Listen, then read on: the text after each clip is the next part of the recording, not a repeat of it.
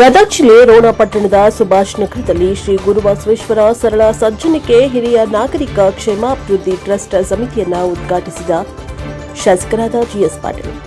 ರೋಣ ಪಟ್ಟಣದ 1ನೇ ವಾರ್ಡಿನಲ್ಲಿ ಸಾಕಷ್ಟು ಕೆಲಸ ಕಾರ್ಯಗಳನ್ನು ಈಗಾಗಲೇ ಮಾಡಿದ್ದೇವೆ. ಇನ್ನು ಹಲವು ಬೇಡಿಕೆಗಳು ಇವೆ. ರಾಜಕಾಲುವೆ ಗಟಾರ, ಸಮುದಾಯ ಭವನ ತಮ್ಮ ಬೇಡಿಕೆಗಳು ಇವೆ. ನಾನು ಈಗಾಗಲೇ 20 ಕೋಟಿ ರೂಪಾಯಿ ವೆಚ್ಚದಲ್ಲಿ ಮನೆ ಮನೆಗೆ ಗಂಗೆ ಹರಿಸುವ ನಿಟ್ಟಿನಲ್ಲಿ ಗುತ್ತಿಗೆದಾರರಿಗೆ ಸೂಚಿಸಲಾಗಿದೆ. ಅದೇ ರೀತಿ ಕಾರ್ಮಿಕರ ಮಕ್ಕಳಿಗೆ 37 ಕೋಟಿ ಬಿಡುಗಡೆ ಮಾಡಲಾಗಿದೆ. ಕಾರ್ಮಿಕ ಮಕ್ಕಳ ವಸತಿ ಶಾಲೆ ಹಾಗೂ ರಸ್ತೆ ಸುಧಾರಣೆ ಈ ಎಲ್ಲ ಕಾರ್ಯಗಳಿಗೆ ಒತ್ತು ನೀಡಲಾಗಿದೆ ಎಂದು ಶಾಸಕ ಜಿಎಸ್ ಪಾಟೀಲ್ ಅವರು ಹೇಳಿದರು.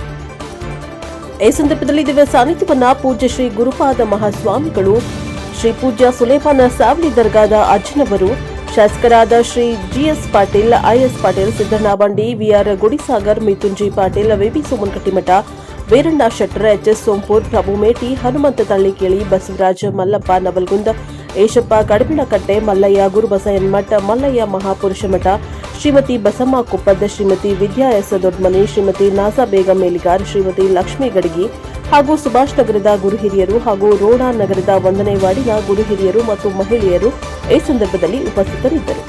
Bureau reporter Rudrappa, Prajabhava TV, Ron. ಇವತ್ತು ಸಮಾಜದಲ್ಲಿ ಬಹಳ ಗೌರವದಿಂದ ಸಮಾಜಕ್ಕೆ ತಮ್ಮ ಕೈಲಾದಷ್ಟು ಸೇವೆಯನ್ನು ಮಾಡಿದಂಥವರಿಗೆ ಅವ್ರನ್ನೆಲ್ಲ ಗುರುತಿಸಿ ಇವತ್ತು ಅವರಿಗೆ ಪೂಜ್ಯರ ಸಮ್ಮುಖದಲ್ಲಿ ಮತ್ತು ಎಲ್ಲ ಗಣ್ಯ ವ್ಯಕ್ತಿಗಳ ಸಮ್ಮುಖದಲ್ಲಿ ಸನ್ಮಾನವನ್ನ ಇವತ್ತು ನಮ್ಮ ಸ್ನೇಹಿತರು, ಪುರಸಭೆಯ ಸದಸ್ಯರು ಮತ್ತು ಈ ವಾರ್ಡಿನ ಹೇಳಿ ನಾವೆಲ್ಲ ಭಾವಿಸ್ಬೇಕಾಗತ್ತ. ಅದಿಶೊಳಗ ಎಲ್ಲ ಜನ ಭಾಳ ಮಟ್ಟಿಗೆ ನೀವೆಲ್ಲರೂ ಹೋಗ್ರಿ. ಈ ಊರ ಎಲ್ಲಿ ಹೋಗಿದ್ರು ಜಿಎಸ್ ಪಾಟೀಲ್ ಅಂದ್ರೆ ಇಲ್ರಿ ಅವ್ರಿದ್ದಾಗ ಕೆಲ್ಸಕ್ಕೂ ಅಂತೆಲ್ಲ ಹೋಗಿರ್ತಾರೆ. ಆದ್ರೆ ರಾಜಕಾರಣ ಬಂದು ಹೊತ್ತಾಗ ಸ್ವಲ್ಪ ಹೊತ್ತಾಗಿದ್ದಾಗ ಹಾಕ್ತಾರಂತಂದ್ರೆ ಅದನ್ನು ಸಹ ಆಗ್ಬಾರ್ದು ಅಂತ ಹೇಳಿ ಕಳ್ಕೊಂಡು ಹುಡುಕಿದ್ರೆ ಸಿಗಂಗಿಲ್ಲ. ನೀವೆಲ್ಲರ ಜಗದ ಮೇಲೆ ಇಲ್ಲಿ ಕಳೆದು ಇಲ್ಲೇ ಹುಡುಕಿದ್ರೆ ಸಿಗುತ್ತೆ. ಇಲ್ಲಿ ಕಳೆದು ಪೋದರಾಜನ ಕಟ್ಟಿ ಹತ್ರ ಹುಡುಕಕ್ಕೆ ಹೋಗಿ ಸಿಗಂಗಿಲ್ಲ. ಇಲ್ಲೇನ್ರ ಒಂದು ಸೂಜಿ ಕಳ್ಕೊಂಡ್ರೆ ಅಂತ ತಿಳ್ಕೊ, ಇಲ್ಲೇ ಹುಡುಕಾಡ್ಬೇಕು. ಅದನ್ನ ಪೋದರಾಜನ ಕಟ್ಟಿ ಹತ್ರ ಹೋಗಿ ಇಲ್ಲಿ ಸೂಜಿ ಕಳೆದಂದ್ರೆ ಕಳೆದೈತಿ ಇಲ್ಲೇ ಹುಡುಕಾಡೋದು, ಅಲ್ಲೇ ಹಂಗೆ ಆಗ್ಬಾರ್ದು. ಅದಕ್ಕೆ ಅಕಸ್ಮಾತ್ ಜಿಎಸ್ ಪಾಟೀಲ್ ರೀ ವ್ಯತ್ಯಾಸ ಆತಂದ್ರೆ ನಿಮಗೆಲ್ಲ ಹೊರಗಾಗತ್ತೆ.